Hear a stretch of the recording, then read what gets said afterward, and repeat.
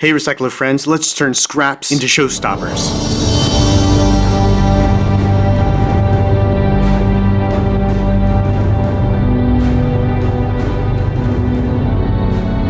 Let's talk about these wire joints here. 9" is going to be for the shoes, the feet, or the ankles that go into the legs. All of the joints, shoulders, the elbows to the arms, the hips to the legs, and then the knee socket. Let's make a chest or torso. I'm talking about this funky looking piece right here.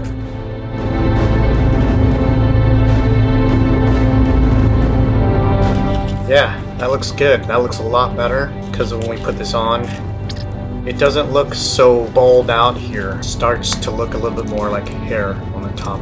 Plop this down, do a little bit of folding and molding. We want these flare outs to stay kind of like flare outs because that's the style.